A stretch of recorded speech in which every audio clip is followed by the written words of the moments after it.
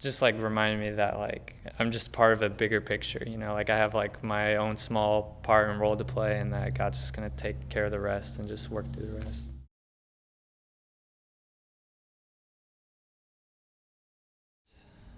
First came to know him just from being in church here, Freedom Fellowship, and just always just being in this community. Kind of my parents and the rest of my family just always established that as like a foundation for my upbringing. And so it was just always like a part of my life. And so I came to accept him as my Savior when I was 7, and then just came to know him in various other ways though throughout the rest of my life, just coming up through like grade school, and particularly in college is when I got to like know him a lot more and a lot more in depth.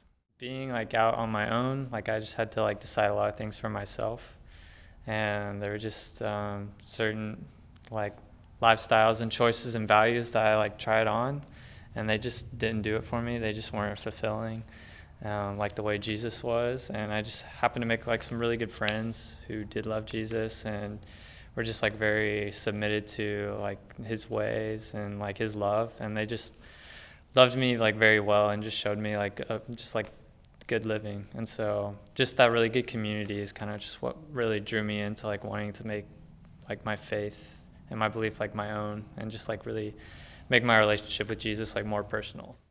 Anytime I tell my testimony, I like try thinking back on it, and I never really find a point. Like there was never a pivotal moment for me. I kind of just like slowly, it just felt like myself being transformed in like little ways here and there. And I just like kind of woke up one morning and was like, my life's like a lot different than it was, a year ago. So I wouldn't say that there was a moment where I just like where everything clicked for me. It was just like being in great community, just slowly, like God used that to do a lot of good work in me, and just I found myself getting like more and more involved, just going deeper and deeper, like one step at a time.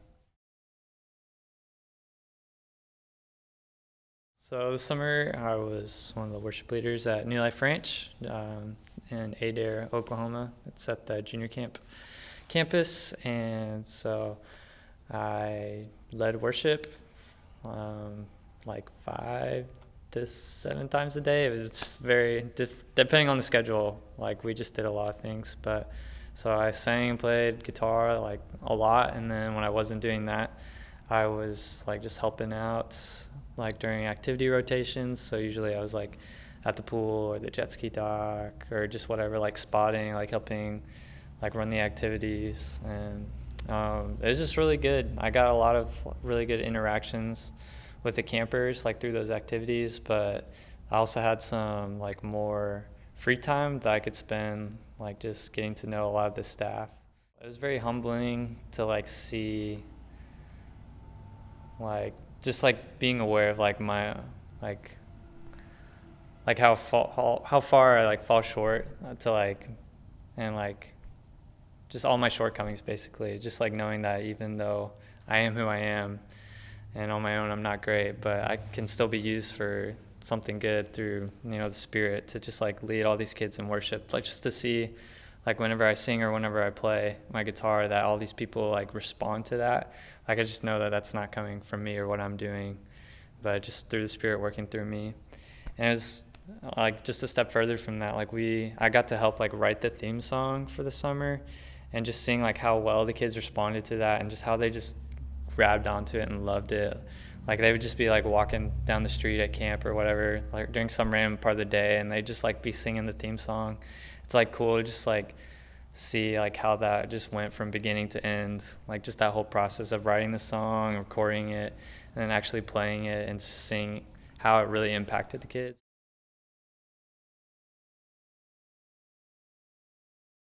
So yeah, over the past few years, I've learned that God's love never stops, and I can say that because I just like look back on my life and see like how the Lord always loved me and was always good to me, even though like I wasn't aware of it, or I wasn't, like running my hardest after Him. I was, or it might have been like drifting like in and out of the faith, just like on a day-by-day basis or whatever. Like God is still always present in your life, and He's always loving you.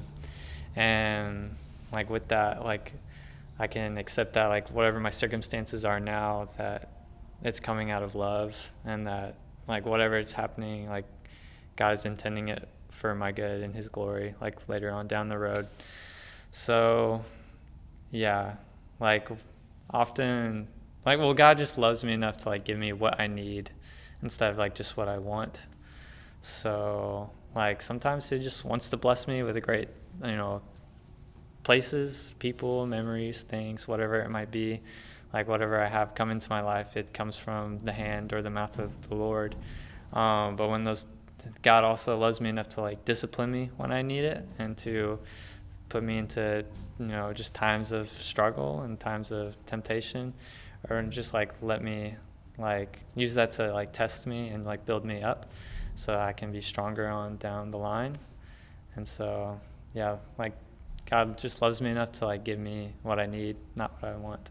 And sometimes, he'll give me, I think I want one thing and he gives me something else, and I realize, oh, that was so much better for me. I'm so glad I have this now. But, you can either recognize that now or you can recognize it later, but whether it's a good or bad thing in your life. But God is always, giving us what we need because of his love for us.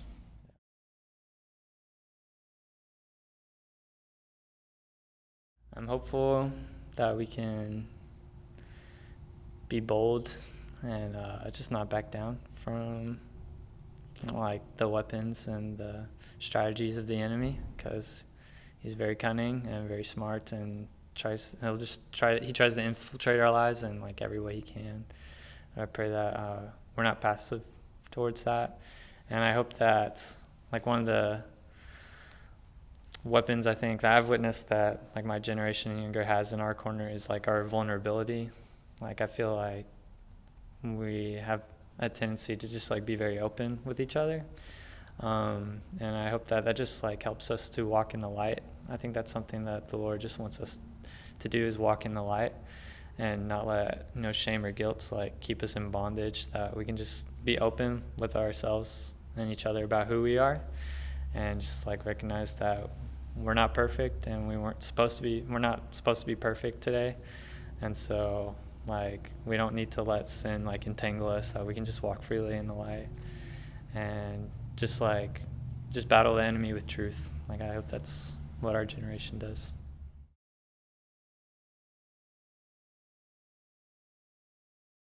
I think it's important for us to share our testimonies, because like that's just a great way to glorify God. Like just proclaiming like what he's doing in our lives today or has done in our lives is just a great way of giving thanks to him, and just like showing like how good he is to us. And that is just like it's very encouraging for other people to hear, because I know like I'm always encouraged when I hear other people's testimonies.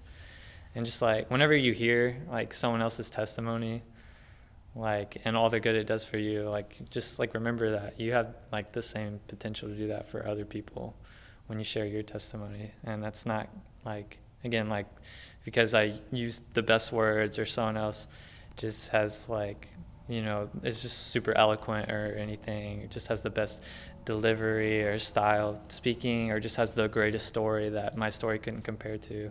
It's none of that. It's just like the Spirit working through all of us. Like we have the same Spirit moving through all of us. And yeah, so the testimony is, I think, a very underused like weapon that we have, like spiritual weapon, just because I think we're just afraid to be open and be honest with people a lot, because it's kind of scary. But I've seen the Lord move in a lot of ways out of it.